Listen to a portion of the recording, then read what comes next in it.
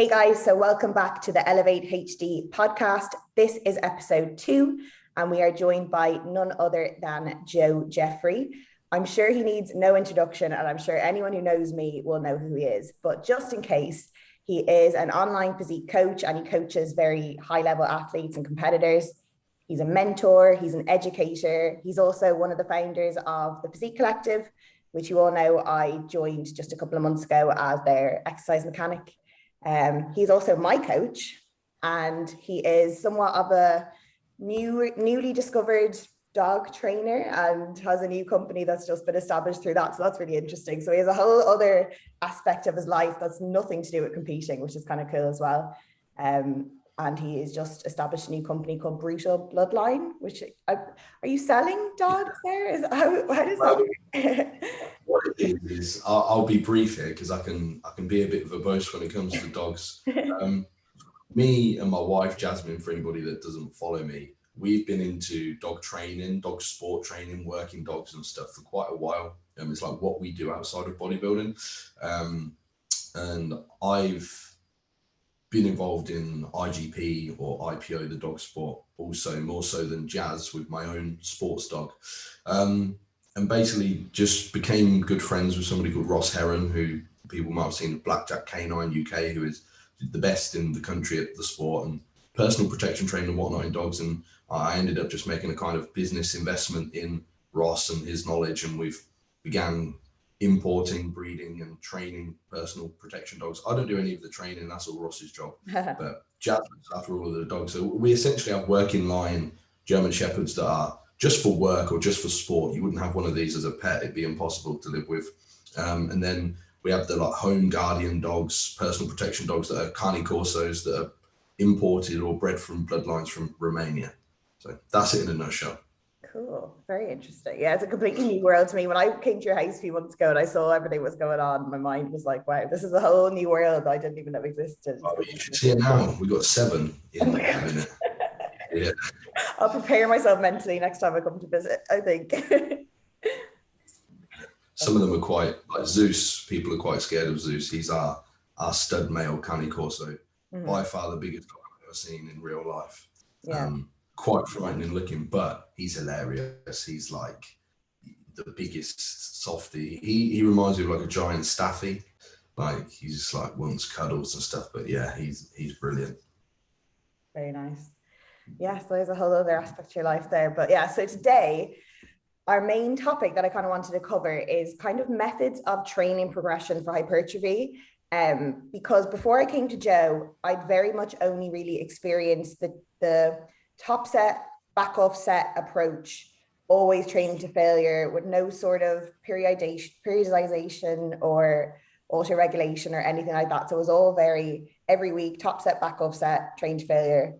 And there was nothing apart from that. So when I came to Joe and I had this completely novel approach to training progression, it was very, very different. It took me a while to adapt, but it's a very, very interesting concept. And I just wanted to kind of start with how you discovered this new method of training progression and what made you decide to implement it with your clients.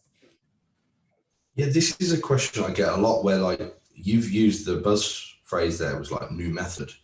It was like, I don't think there was ever a point that I had a new method of training. Like as an individual, I've always had quite a proclivity for learning, and right back to when I got into bodybuilding about 12 years ago, my initial look-in was experiencing people like Dr. Scott Stevenson and who's very evidence-based, and he really inspired me to learn myself because I didn't have any formal education. I still don't have any formal education. So I went down the path of being evidence-based to the best of my ability, which of course involves reading everything that happens in trials or any systematic review outcomes, meta-analyses and things like this. Not discounted anecdote. I don't want anybody listening to think that. But so as I've considered myself evidence-based over the years, I've followed the evidence and put those practices into clients, and slowly that's morphed into the thing that we see today with not only the way that I train clients, but also my experience tends to be anybody that follows the evidence and also works with higher level individuals ends up with this kind of programming structure. For example, I had a question on Physique Collective yesterday. It was like, what have you learned? Like speaking with Mike and Jared, you know, in the last year, I've become good friends with Mike and Jared, and they're known as kind of the figureheads of this style of training. No, sorry, the question was what's changed? Nothing's actually changed. And I was quite happy to see that we did the same things. I'd have been more worried if we were reading the same literature and coming out with something different. It would mean that was wrong. So luckily nothing, but that's not to say things won't change either. So that's an important point to note, a lack of emotional attachment to any kind of training programming, which I think is a disease that especially the UK suffer with. Emotional attachment to things that drive personal enjoyment, which I think is important, but less important when you're talking about competitors that want to progress at all costs. And being open-minded to the research and being open-minded to being wrong. And that's something that I am, and eventually have come to this kind of programming as it stands now. But of course, it's always open to change in light of new evidence. Yeah, and I think I'm lucky because I've come from a scientific background. We've always been taught to think like that, to be open-minded, to be open to change, and to never be like dogmatic in your views or opinions, because that's a bad scientist. If you just have one way, you're set in your ways and you don't let any new data or current research kind of change your views. Where there are some people who, as you said, they form this kind of cult-like mentality towards specific training methods. And then they almost get offended if anyone has a different view or opinion or approach, and they see it as that they go on the defensive about theirs, even though, you know, we all have different ways of doing things and different things work for different people as well. Yeah, there's I've noticed over the years of like taking clients on, had this situation recently where people have what's analogous to like a religious connection with their training. And there was a study that I read not long ago that I posted on Physique Collective on just individuals with firmly held beliefs and what happens with the brain when presented with evidence of the contrary. And it's a defensive mechanistic response. And, you know, we see that in action, which I think is, you know, like I said, it's like a disease, it's like a curse. It's inhibiting your ability to learn and progress and better your outcomes. It's a dangerous road and something I would actively encourage anybody to work on. And that doesn't mean I actively encourage anybody to train or program the way I do. Not at all. I actively encourage people to think and question and read research and find what makes sense to them and input those adjustments.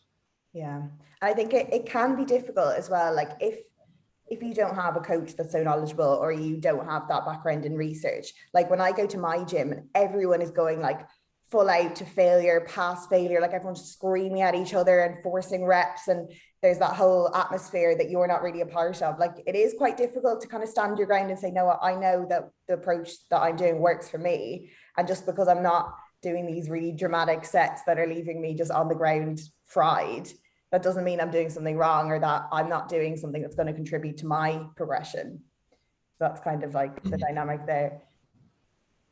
Yeah, environment is a huge thing. And again, especially in the UK, you go to any gym and this is what people are doing because it's cool. You know, people spend a lot more time on Instagram than they do on PubMed. And when you're scrolling Instagram, you'll see ex-athlete doing a set to a failure with this really neurally driving music. And it's like, oh, I'm like, you get a dopamine hit from that. You know, this is really cool. I want to be a part of this. It looks like, you know, same thing as watching like an action movie or watching a fight on UFC or something. Like, we enjoy that stuff, you know, because of the dopamine hit that the brain gives you in line with things that are aggressive or fearful. You know, the reason why people watch horror movies. This neurobiology is really interesting. You should get Will Basnick to come and talk a bit on this also. Yeah, I'd love to, because I was listening to his podcast that he did with you guys last night. Yeah, well, we've been having some long form chats about serotonin and dopamine and stuff over the last few days that he really knows his shit on this stuff. But anyway, sorry, I've gone off course there. That's okay. Yeah, so I think when you're exposed to that stuff as the lay person, anybody trained, you think, right, this is the way that it's done. And alongside not spending time on PubMed, it doesn't have to be PubMed, you know, any journal, it's really difficult to learn. You know, one of the hardest things I've ever done was learning to read and interpret data. It took me years of working with people, like I said, Dr. Scott or Lyle McDonald or Professor Scott Howells and stuff, some of these people that I've had as what I'd call mentors over the years. Just the process of learning to learn was so hard. And I think that's something university certainly gives you. I didn't get the opportunity. I had the opportunity to go to uni. I just chose not to because of money. So if you are one of those individuals, I understand, but I would encourage you to at least try. Yeah. I think, but even in my university days, it gets very appealing to just read the abstract of papers because we were reading so many. It's easy to just, I'll just read the abstract, it'll give me an overview. But you have to realize that a lot of these people that do this research have other motives, they have sponsors, they have all this kind of stuff that's going to affect how they interpret the result. So you need to go through the paper yourself and kind of come to your own conclusion, because sometimes their perception of their result is skewed by influences externally, like sponsors and people who have paid the money and the result they want, because they want, like, to get published, they want a positive result, because it's very hard to get a negative result published in a paper or in a journal. So there's all these things. And then also learning how to spot limiting factors, like what was the population, what was the sample size, how did they carry out the research, did it make sense, all these kind of things that if you're not trained or if you haven't spent that time like you have learning how to read it, it's very difficult to decipher what's going on. Yeah, well, this happened fairly recently, didn't it? I think the research was called like Bauer or something. There was a lot of research redacted that was very like low volume positive, and I mean it had been referenced by many people over the years in terms of like hypertrophy outcomes of lower training volumes being more positive, you could say, like leaning towards being the greater outcome. And it was redacted due to so many errors in statistical analysis and logging of the results and things like this. It seemed actually like the only good evidence that the low volume crowd had was taken away from them actually at that point. Which is a good point actually of reading the breadth of the research, not finding anyone. Like I guarantee you could find one paper somewhere that says what you're trying to say.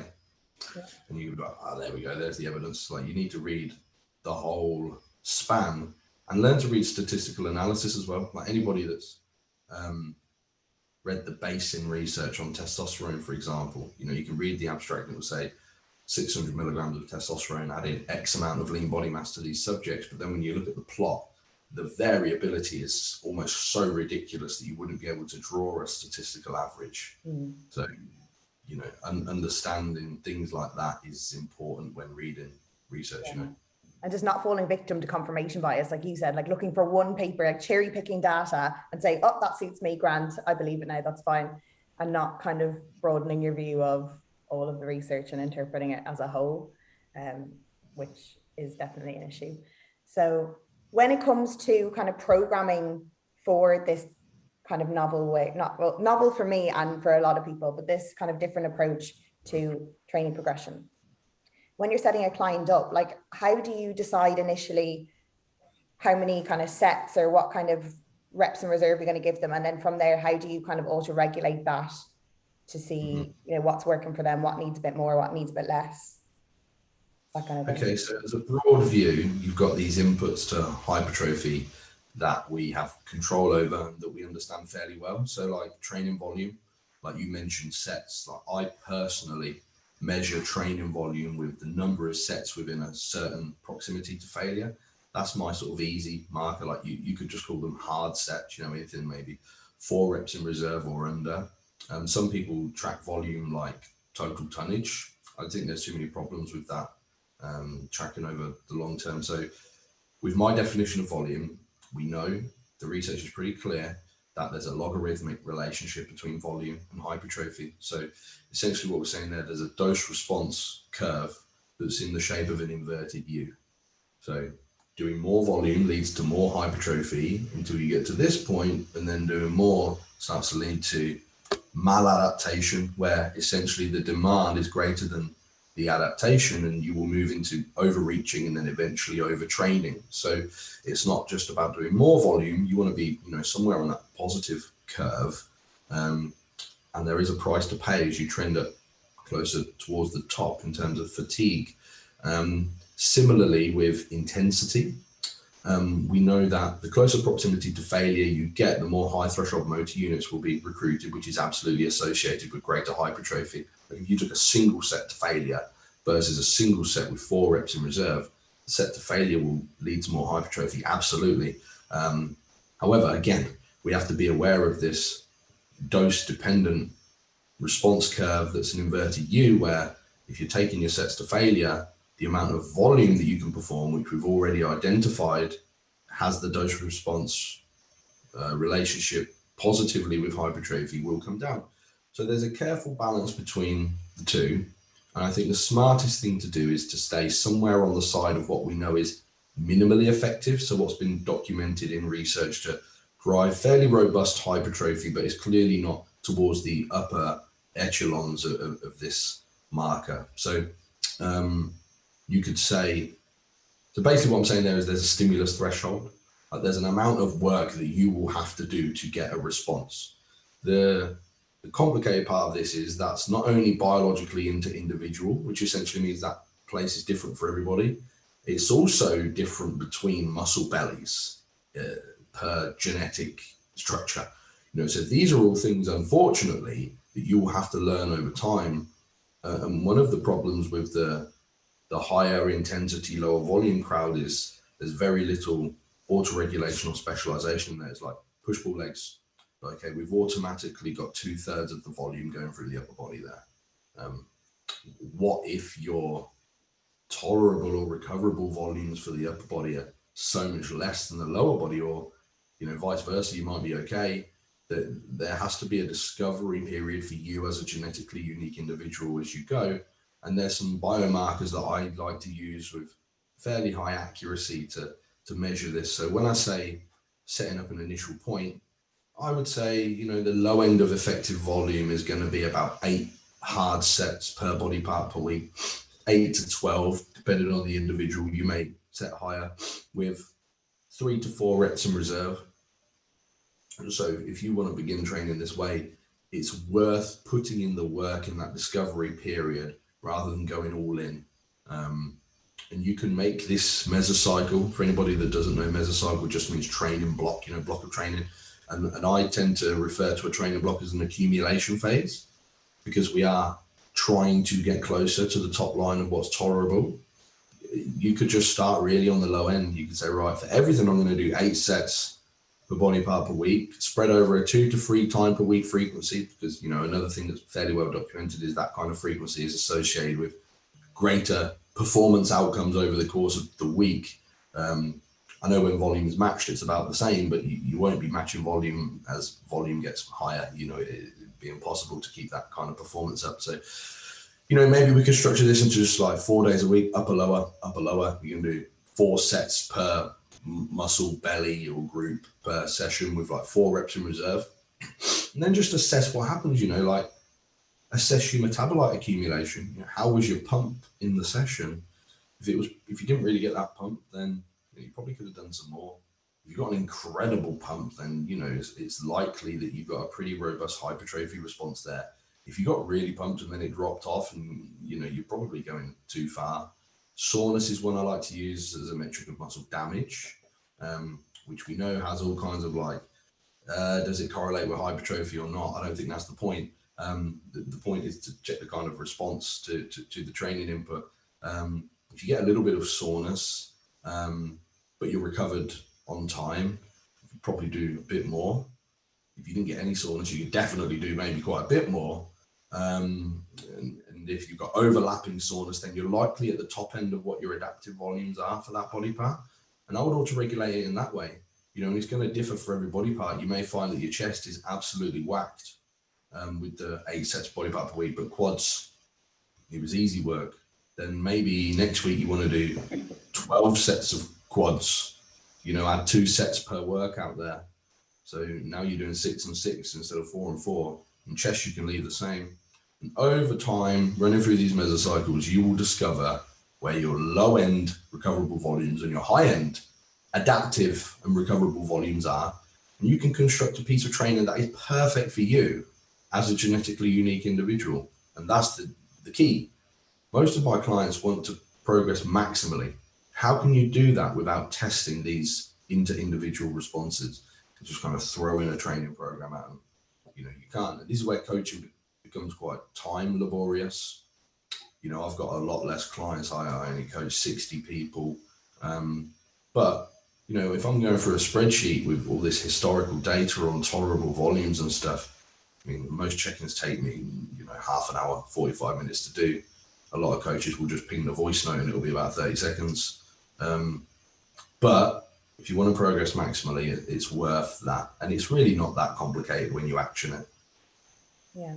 I think as well, this is kind of an aside, but in terms of client retention and client buy-in, to see the coach putting in so much effort into personalizing and individualizing the plan is very appealing. Like when I see how much work you put into my plan and how we tweak it every week, we auto-regulate based on my biofeedback, that makes me want to keep going. I want to progress, and it makes me trust you a lot more than if someone just had the same plan week in, week out with no tweaks or adjustments to suit me, you know? Yeah, the weird coaching thing for me, like my brain wouldn't be able to deal with having a client saying like, here's your training plan, this is what you're gonna do for the next 6 weeks. And then it's like, I will just kind of deload when you feel like you need a deload. It's like, you're leaving things up to like chance. And there's no room for that in competitive. You know, imagine getting on stage and like you get second and then you're like, oh man, is there anything else I could have done? Well, yeah, probably quite a lot. You're just like seeing if you can add a rep here and there. It's like, no, have a progression scheme. Yeah. Have a set of simulations, like work towards functional overreaching. Monitor all of these things. It's not difficult to think, am I sore today? How's my pump in this session? You know, it's easy biofeedback, but invaluable. So training phases for me are never static, you know, with any client. It's not like, here's your block for the next 6 weeks. It's like, here's what we're doing this week. Next week's check-in, we assess and decide what's going to happen for the next week. Yeah. And I just find that like when my variables of progression were just reps and load, you do leave a lot to chance, because especially towards like the tail end of my dieting phase last year, like nothing was moving. I couldn't increase reps. I couldn't increase weight. So every week I was going in and just this like stalling on everything. It was all the same. Whereas if I had that ability to add an extra set or to increase my intensity or to find some other way to progress, maybe I wouldn't have stalled so much. Because for someone that's so like, people that are quite advanced in their training might not be adding load every single week. You know, it might not be realistic for a lot of movements because we've been training for so long. We've lost, you know, the newbie gains have been and gone, and kind of adaptations are quite slow at this point, especially for like natural people. So you kind of need those other variables to utilize when you can't progress in the traditional way that people have been doing.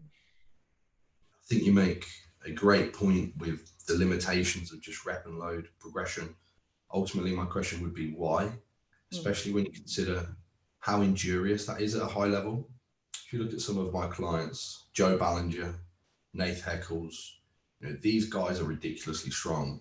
Joe especially has a history of just tearing everything, you know, coming from somebody that trained bulls out to failure constantly. In fact, I'll use Joe as an example because he got loads of comments on a Physique shop recently. It was like, how have you improved your legs so much? When funnily enough, leg volume wasn't really crazy for Joe in this off season that we've just had. It was mostly a top line specialization block. We can talk specialization if you want at some point, but that's a bit advanced stuff. Maybe we'll do a follow-up podcast. And it was literally just stopping him being injured, you know. And if you look at his progression over the year on maybe a chart, so when you've got load and rep progression with a single training block, you are just seeing this like linear positive trend, right? So every week you come in, you should add rep and load. It should do this, and then maybe you deload, and then you're starting back up here and aiming to go again. Fine, you know, that is progressive tension, mechanical tension is escalating, and it works.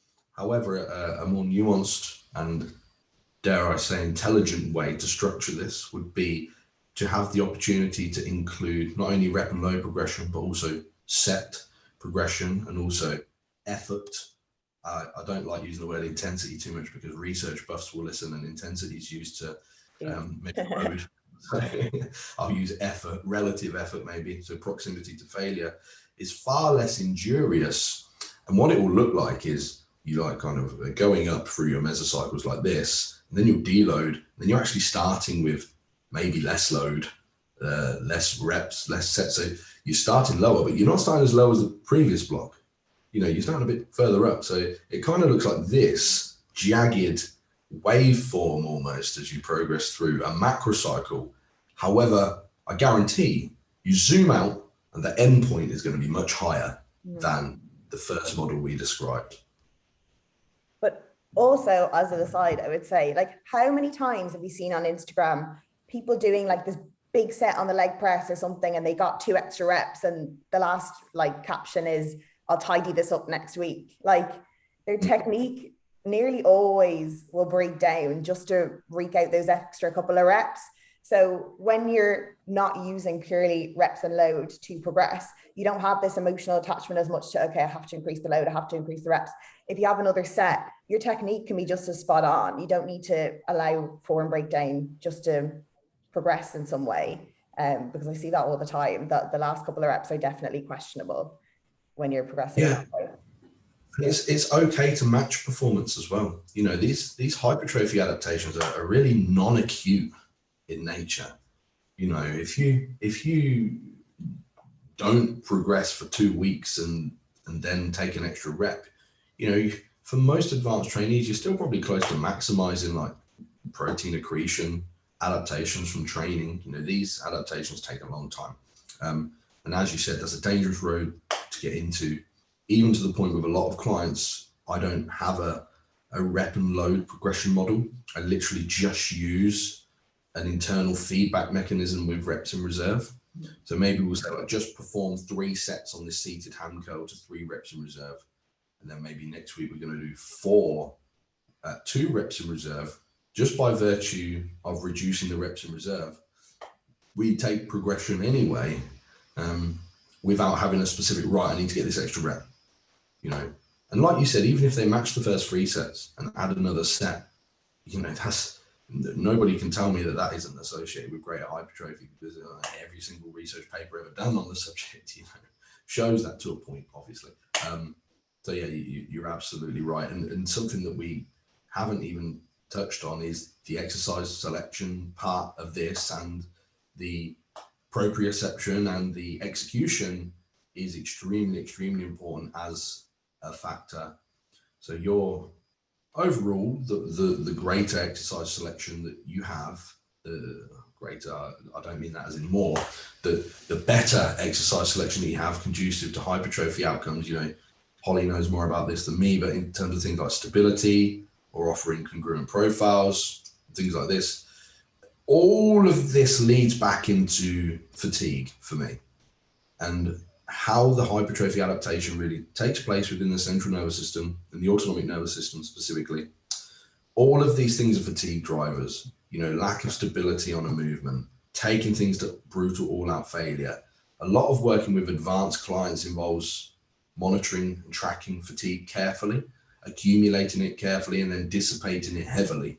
And if you can control that, you'll be on to a winner. And that even goes as nuanced as, you know, if I see a client getting ridiculously hyped up for a set, I mentioned Joe again because I told him off for it. It was like using ammonia salts and you know, like, I'm like, bro, there's no need. You know, there's a time and a place for things like that, and you know, maybe save that for the final week of the meso. But you know, we're only training to like 2 reps in reserve here. I want you to do it like you do anything, and then immediately switch into just relaxed. You know, because hypertrophy adaptations do not take place when you're in a hugely sympathetically driven state, you know.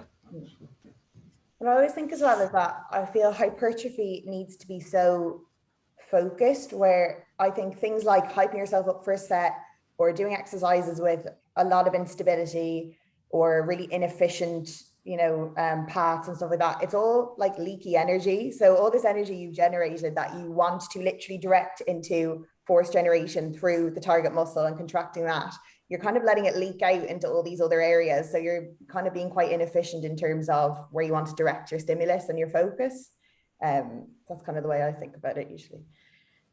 Absolutely. Even like post-workout, I've had conversations with clients where like, takes me ages to like wind down, and you know, I can't eat my meal and stuff. Like, I want clients leaving the gym like, okay, cool, I'm good now, I can sit down, relax, eat my meal, I feel good after training. We can immediately get into that, you know, to use a bit of a bro term, growth state. You know, maximum parasympathetic tone expression. That's when we know very clearly that hypertrophy occurs there. Which is another big argument against training to these brutal all-out failure points year round, and then having to progress on top of that. So you have to do even more, like give yourself even more neural drive the next week. And you know, what's also odd is these individuals seem to never deload. And for me, that just screams chronic undertraining, if anything, or just lying to themselves about being functionally overreached. But if they're truly going in and doing another rep or putting a little bit of load on the bar and keeping execution solid, how do you not ever deload? You're probably chronically undertraining. Like, it is my goal to get a client to need to deload, you know, every 3 to 6 weeks. You know, ideally we want to take advantage of some functional overreaching and get some super compensatory hypertrophy at that point. Never deloading is not, I mean, that's a sign that your training program is like set up pretty poorly. Yeah. Yeah, because I remember you saying that to me years ago when I was with you, and you were like, I was like, yeah, I never deload. And you were like, do you not? That's not a good thing. But yeah, I think it's a combination of probably undertraining, probably a bit of pride, probably like a mixture of all these things where, you know, only the weak will deload and I don't need to deload because I'm hardcore, and all these kind of like identity associations they have with training probably holds them back from that as well. And that stuff's all cool, you know, like being the bodybuilder type and doing this kind of training and, you know, being hardcore or whatever, you know, that's cool. But what's really cool is actually progressing and winning your shows and not like ruining your life experience in the process. Yeah. You know, I think like, especially like, I feel like I had a lot to prove last year with my competitive clients. I don't know how, because I've been programming like this for a while, but I think now that I've got more high profile clients, I've got a lot of that's not how it's done kind of thing. And then, you know, we didn't get a single poor result. In fact, pretty much every show I went to, my clients won their class, etc. So I think we've done that now. You know, so luckily I feel like I'm in a position to say, look, this isn't just, because one thing I've heard, you'll have heard this, like, that's great for natural bodybuilders. It's like, says the individual that has no understanding of how PEDs work. Believe me, that's the words of somebody that hasn't researched PEDs very well. And it's certainly not the case. You know, I would encourage anybody listening to this to be open-minded to that. And that's another thing worth mentioning, actually. If you are a PED user listening to this, what does that change? Very little. Just assume that your tolerable volumes and recoverable volumes will be a bit higher. That's it, really. Yeah. In terms of like your structure and your actual kind of makeup is going to be the same, but you just have these enhancements that are going to, you know, improve recovery and improve hypertrophy, just accelerate things really. But then the kind of foundations are still the same. Yeah, your rate, it's just your rates of protein accretion will be higher. So, you know, you may find you can train with a high frequency.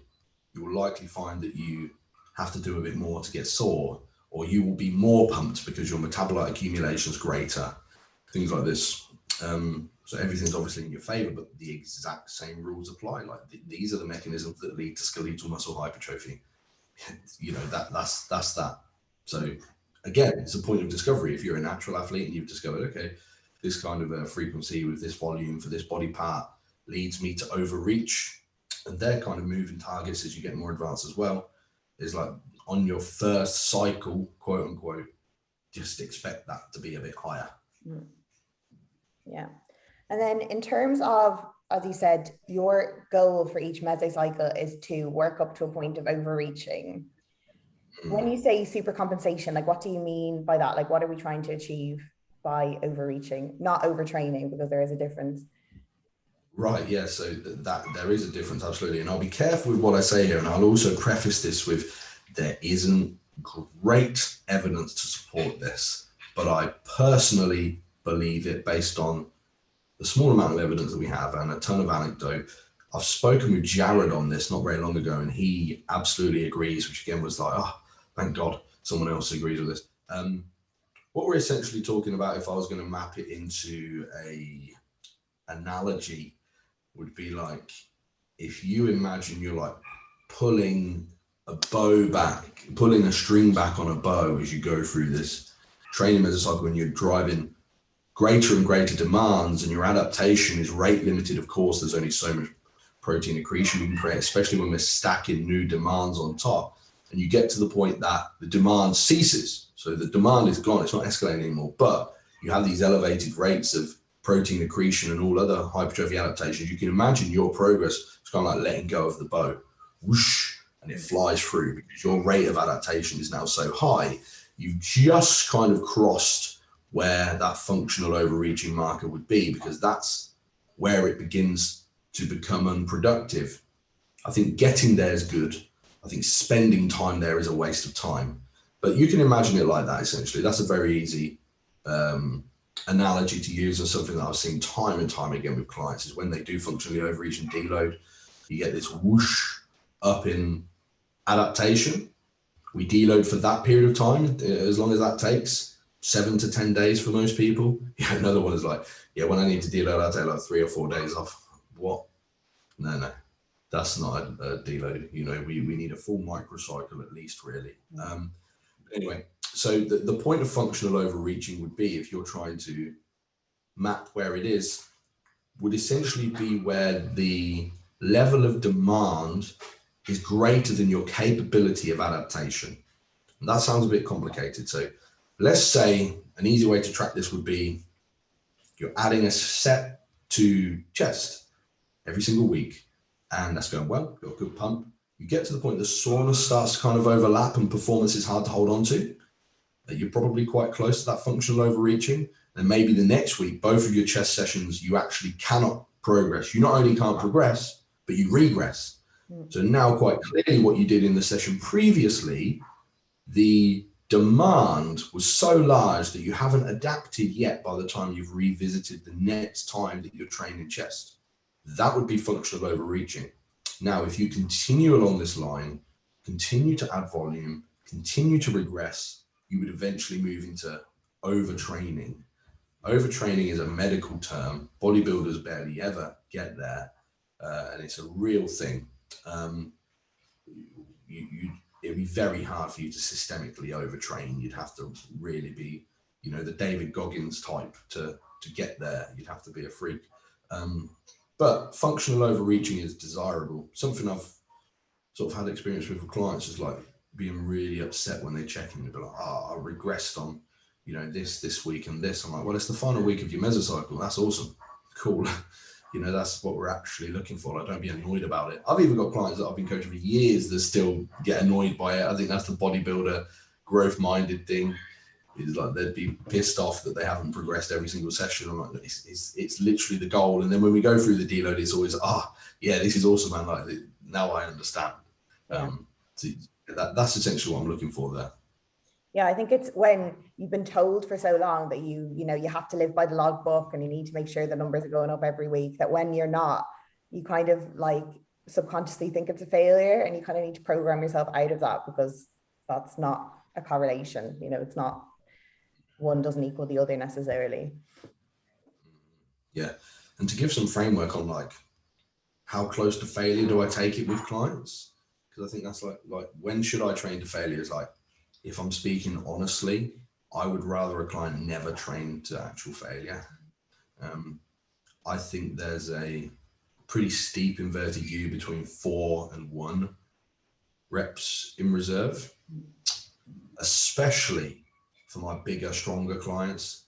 Taking a set to actual failure, and I mean actual failure, you know, on a machine that has a congruent profile, where their execution's perfect, where they're not introducing inertia or breaking down execution, or, you know, or just what you'll often see is people that say, you know, I take all my sets to failure and the last rep still moves relatively quickly. I mean, actual failure, neurally, because of the size and the strength of the individual as compared to their nervous system just kind of being the same as it was when they were, 18 or whatever, it is not worth the trade-off. I would much rather have extra volume for that. So between 3 and 1 reps in reserve is where most of my clients will train. In fact, a new review from James Krieger came out this week, didn't it, on something looking at this, changes in muscle size between individuals taking it to failure and 2 reps in reserve, even with max volume. And the 2 reps in reserve group had improved outcomes, not on a hugely statistically significant marker, but we're talking about max volume. Are you telling me that those individuals couldn't have done more volume though? Even at the same volume, they improved marginally. And if I said to you, you could get the same, if not greater results training 2 reps in reserve as compared to 0 for the same number of sets, who wouldn't want to train 2 reps in reserve? You don't have to kill yourself unless you just really enjoy training to failure, which I get. I absolutely get. And I've got some clients that emotionally need to have that in there, and that's fine. Maybe we'll include that in the final week, but understand there's a trade-off with volume there.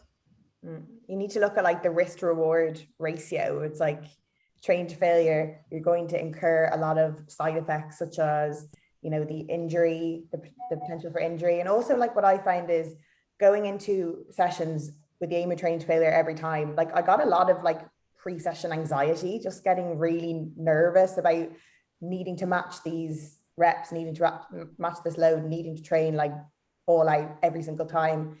It's very difficult mentally to kind of accept that way of life. Whereas when I know that I'm kind of leading up to that in the final week, I'm kind of like mentally preparing myself, and then it's only a week, and then you kind of go back to your 3-2-1 kind of progression. I find the training effort thing to be a really weird outlier in what we do with bodybuilding, because there's no other single input that we think is a good idea to turn up to 11 out of 10. If I say, right, take every set as far as you can to and beyond failure, would I say, right, eat as much food as you possibly can, every day until you cannot eat anymore, or take as much drugs as you possibly can tolerate, until you can't handle the toxicity, or anything, do as much cardio as you possibly can. Why have we chosen this input and just rev the shit out of it? It doesn't make sense, Yeah, it's just strange that this has for some reason become an identity. Failure training is an identity that some people hold, which is kind of interesting. Definitely psychology behind it to explore. Yeah, sweet. So this has been really cool to be able to talk training, because usually people ask me on to talk PEDs, which I think it's like, the weird thing is, like, I definitely have built a name talking about drugs when that was never like my research area of like folk. Well, it was, but everything was. I'm obsessed with physique development. It was never just like, right, I just love the PED stuff, but that seemed to be the most lacking place of understanding. So yeah, this has been awesome to talk training. Because, well, physique development is so multifaceted. Like if you just rely on the PEDs alone, you're kind of missing out on all these other variables that you can optimize and maximize. And just because, like, when I approached you and I'd never kind of tried this new way, and obviously like I've made a lot of progression since I started with you, so it's definitely something that I think other people should look into, explore, just kind of be open-minded and not be so dogmatic and obsessed with this training to failure, low volume approach just because people on Instagram do it and it looks good on your feed. Like, I know it's much more exciting to see someone train to all out failure on a squat or a deadlift than watch me do like a chest supported lat pull down with 3 reps in reserve. Like, it's definitely not as exciting. But sometimes you have to think, okay, but what is my goal here? Like, is my goal to get likes on Instagram, or is my goal to get the best physique I can? Like, for me, I know what my answer is. So Exactly. No, that's exactly right. And, I think we need to have an internal look sometimes and question what we're doing for our future outcomes rather than getting the likes today. 90% of my clients are competitors. What really matters is what we bring to stage, And also, like, what we haven't even touched on is like our longevity in the sport, our joint integrity, our overall kind of structural, like maintenance of our structure and health and stuff like that. And the fact that a lot of us want to be training for as long as possible. So if you train all out every single time with no respect for your own body and structure, like you're not going to be in this game for very long. And yes, I know the excuse for everything is, oh, but Ronnie Coleman did it, blah, blah, blah. But like, look how they ended up. Like I want to be training forever. I want to be a really like jacked granny. So I want to make sure I look after my structure. We love it. We love this stuff. I've got so many clients that have come from that kind of training approach that are broken. You know, like Joe's one of them. I keep mentioning Joe, it's only because people know who he is. There's loads. In fact, I saw one of the kind of higher ups of this kind of approach to training post on Instagram the other day, like got another injury. It was like a back thing. But then X person reminded me how many times I've been injured this year and I can get over this one like the others. So it's all good. And I'm thinking, man, you're looking at that a pretty bizarre way. It's like, reminded you how many times you've been injured this year. You, instead of going, yeah, that's right, I'll get over this one, you probably should go, yeah, why have I been injured so many times this year? You know, that's not right. You know, maybe I shouldn't be injured so many times in a single year. Something will have to change. Yeah, like when you see injury as an inevitability, like there's something up there, like something needs to be addressed and troubleshooted.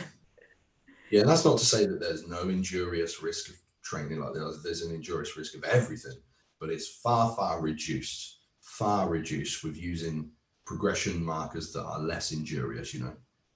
Yeah, no, I agree. Yeah, so that was a very good overview of kind of alternative methods of training progression for hypertrophy. So I appreciate that. Is there anything you want to add or anything that we haven't covered? No, I would just encourage anybody listening that likes the sound of things that we've spoken about on here to check out the Physique Collective app or at Physique Collective on Instagram. We got loads of stuff on this, loads of new stuff coming. We're just going through a big remap of the website and that app and stuff like this. And, you know, you can see all of Holly's great work on there. The Ask Holly Anything thread that's absolutely awesome. I think it's nearly busier than mine now. Yeah, we both have like Q&A threads where you can ask Holly anything or ask Joe anything. I think our threads are probably the busiest, where you can just drop in any questions. Mine are usually training related. Joe's are kind of everything.